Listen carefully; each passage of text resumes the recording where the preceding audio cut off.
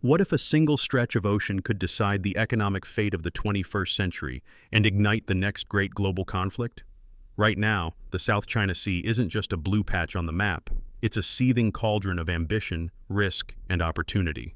Superpowers and small nations are locked in a high-stakes struggle that could redraw borders, disrupt $3.5 trillion in annual trade, and decide who holds the keys to vital energy reserves. Today, we're unmasking the real roots of South China Sea tensions, why they're escalating right now, and what it could mean for the future of business, technology, and even peace itself. The South China Sea stretches like a vital artery across Southeast Asia, connecting the Pacific and Indian Oceans. Its waters are busy highways, carrying nearly a quarter of all global maritime trade. Oil tankers, container ships, and bulk carriers cut through these waters daily, making it the world's second busiest shipping lane, beaten only by the Strait of Hormuz in terms of oil throughput. But what most people don't realize is the extraordinary complexity lurking beneath the headlines. 6 countries, China, the Philippines, Vietnam, Malaysia, Brunei, and Taiwan, all lay claim to overlapping zones in this sea. The most controversial claim by far is China's so-called 9-dash line, an expansive, ambiguous boundary that loops across almost the entire South China Sea, swallowing up other nations' exclusive economic zones and even some of their islands. Beijing says its claim is rooted in centuries of history, but in the modern world, that's not enough. International law, specifically the United Nations Convention on the Law of the Sea, UNCLOS, puts strict limits on how far a country's influence can extend from its shoreline. In 2016, the Permanent Court of Arbitration in The Hague famously ruled that China's sweeping claim had no legal basis. China rejected the ruling outright, setting the stage for years of escalating confrontation. Why all this trouble over a stretch of water? Money, energy, and security. Beneath the waves lie vast, mostly untapped oil and natural gas reserves, an estimated 11 billion barrels of oil and 190 trillion cubic feet of natural gas. For energy-hungry China, whose appetite for oil is among the world's largest, control of these resources isn't just an economic prize, it's a matter of national security. For Southeast Asian nations, those resources could be a lifeline of economic growth. And on top of it all is the choke point function of the South China Sea. If shipping is ever disrupted by war, blockade, or political standoff, global trade flows could shudder. Prices for electronics, oil, and everyday goods could surge worldwide. That's why the world pays attention. Let's zoom into recent events that have pushed tensions to the boiling point. In April 2025, the US and the Philippines staged full-scale military exercises in waters alarmingly close to contested islands. Warships and fighter jets maneuvered in a choreography of readiness, sending a clear signal to China: we're prepared. Almost simultaneously, China trumpeted a new discovery, an oil field in the eastern South China Sea, holding over 100 million tons of crude. In Beijing's eyes, that's more than an energy jackpot. It's validation of their presence, and a fresh reason to stand firm. As one analyst told Reuters, whoever controls the sea's resources controls the region's future. But China isn't just digging oil. Over the past decade, it's been building islands from piles of sand, installing airstrips, military bases, and missile platforms on reefs and atolls like the Spratly and Paracel Islands. These aren't just for show, they're calculated efforts to establish facts on the ground, or rather, in the water. China's militarization of the South China Sea is an attempt to create de facto sovereignty, says Dr. Andrew Chubb, Asia Society Fellow and Senior Lecturer at Lancaster University. It challenges the established order and international law. The Philippines, for its part, has become China's most vocal adversary. Philippine patrol boats frequently face off with Chinese Coast Guard vessels, sometimes in dangerous encounters. There are videos of water cannon blasts, deliberate ramming, and tense standoffs. The Scarborough Shoal and Second Thomas Shoal are regular flashpoints, with Philippine crews sometimes stranded aboard rusting shipwrecks, refusing to give ground. President Ferdinand Marcos Jr. has embarked on ramping up defense cooperation, not just with the U.S., but with new partners like Japan, India, and South Korea, to form a stronger counterweight to Beijing. This is not just a military game, it's chess with real-world consequences. If you control the sea lanes, you can influence global supply chains. Disruptions here would ricochet into boardrooms and households thousands of miles away, the cost of goods rising, factories idling, jobs lost. But let's not forget, the South China Sea is no empty wasteland. It's fished for centuries, and even today, supports livelihoods for millions. Overfishing and environmental destruction, intensified by these territorial conflicts, add another layer of crisis. So, why can't diplomatic negotiations calm the seas? The answer lies in a tangled web of interests. ASEAN, the 10-nation Southeast Asian bloc, has tried for years to mediate and create a binding code of conduct for the South China Sea.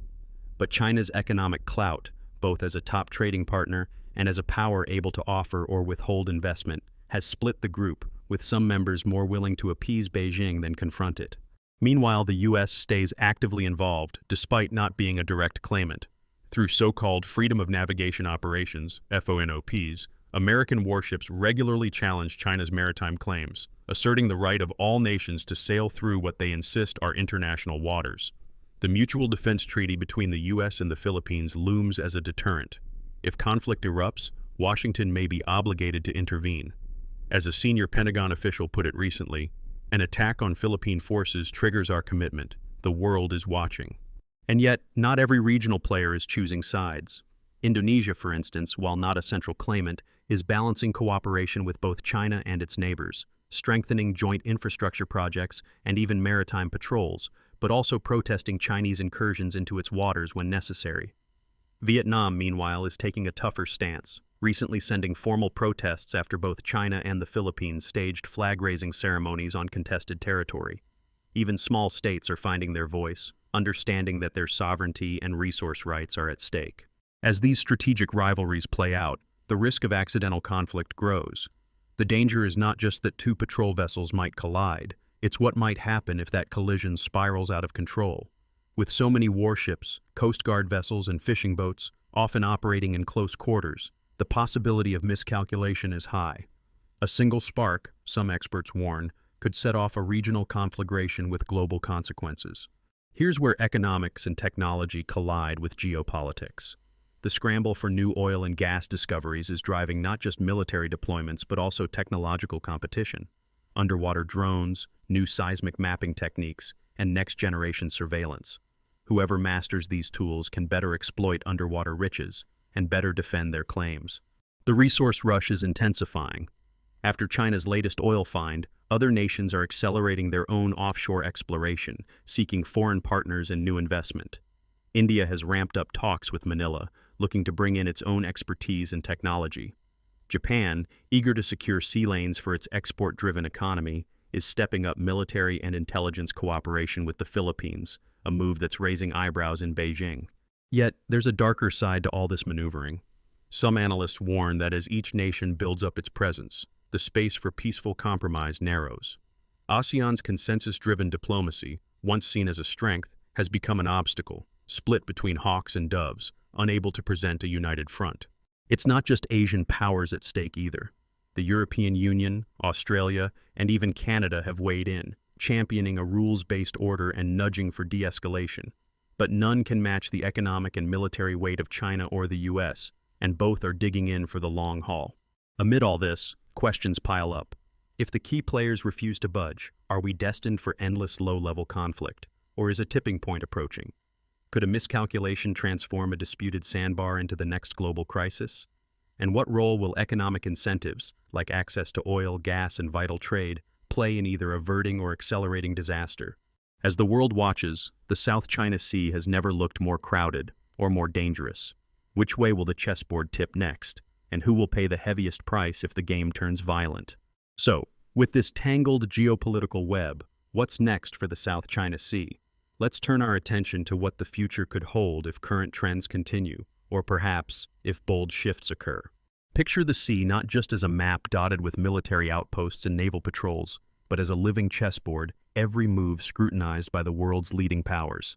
The stakes are high, and the pieces? Capable of more than symbolic gestures. Some experts, like Andrew Chubb of the Asia Society, warn that the South China Sea is the flashpoint most likely to spark a modern crisis in Asia. And that isn't just academic hand-wringing, it's a real concern echoed by diplomats from Manila to Washington.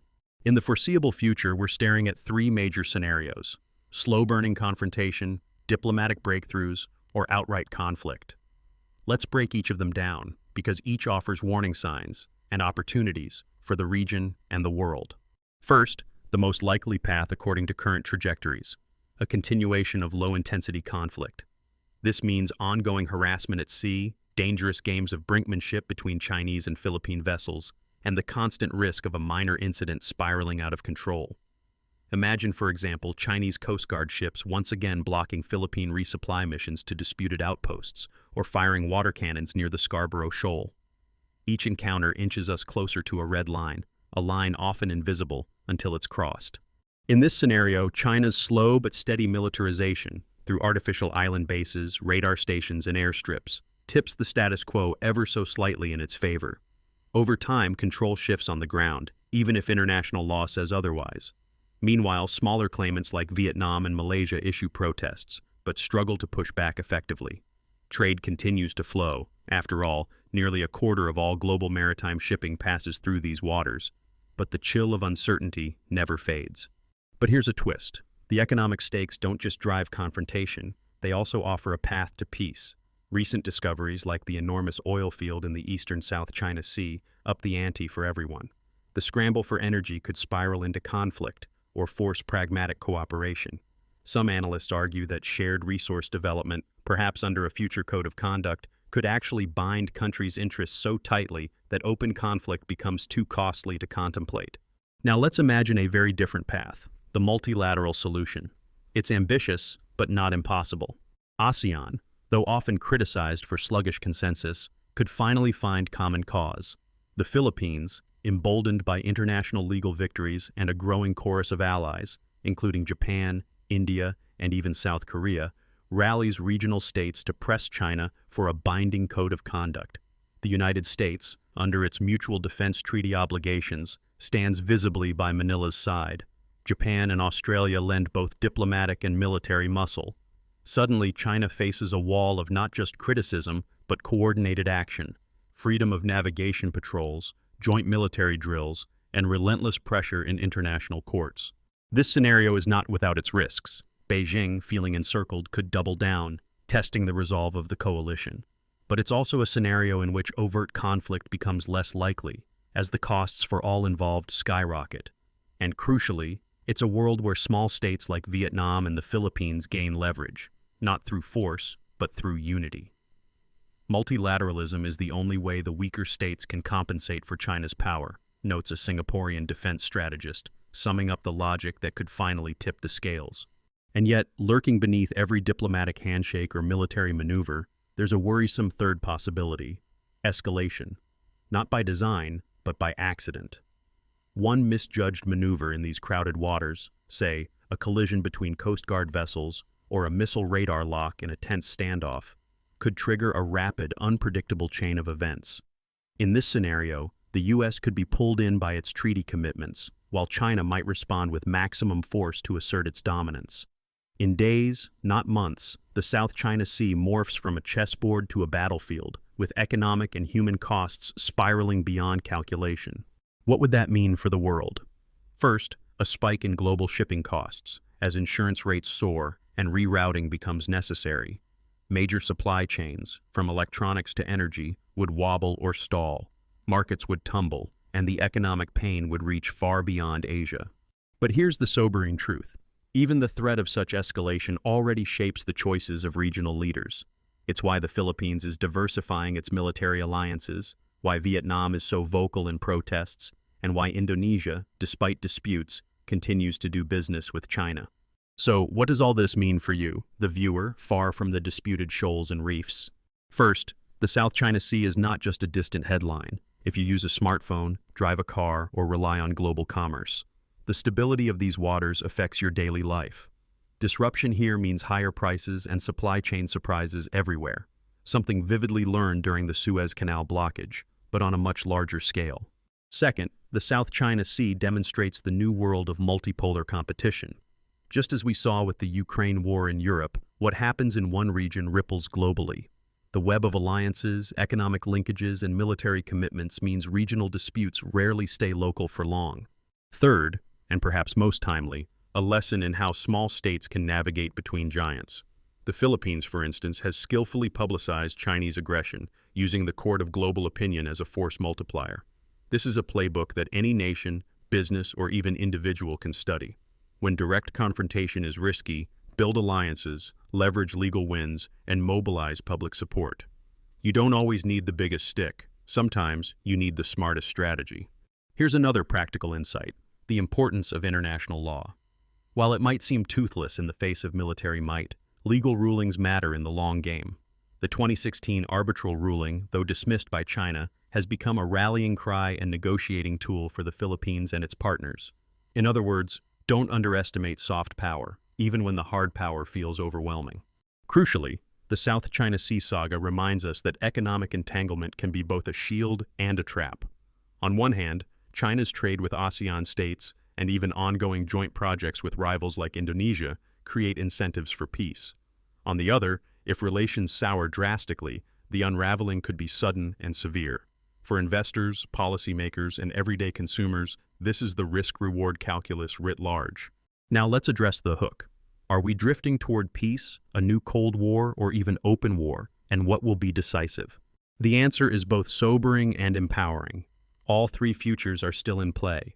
The most likely outcome, for now, is a tense but managed competition, neither full peace nor open war, but a standoff marked by constant probes, protests, and the ever-present risk of miscalculation.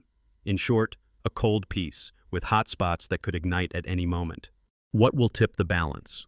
The decisive factor is not brute force alone, but the willingness, by all parties, to choose restraint over escalation, compromise over territory, and law over coercion.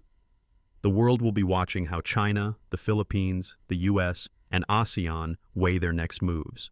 As one diplomat told the Financial Times, in the South China Sea, it's not just the ships that matter, it's the signals. They tell you what happens next. And for those who love hidden history, here's a secret fact. Deep beneath the contested waters of the South China Sea lie not only oil and gas, but also the remnants of hundreds of ancient shipwrecks, evidence of centuries of trade and contact. It's a vivid reminder that these waters have always connected, as well as divided, Asia's nations. Perhaps, if we heed the lessons of the past, the future of the South China Sea can be written not just in military logs, but in shared prosperity and cooperation. So, what can you do? Stay informed. Support international law and dialogue in your own community. Recognize that global peace is not a spectator sport. It's built, every day, by the choices of leaders, citizens, and all of us. If you found this deep dive into the South China Sea enlightening, hit like, subscribe, and share your thoughts below. Could a breakthrough be on the horizon, or is a new Cold War looming? What would you do if you were in charge? Drop your answer in the comments. We read every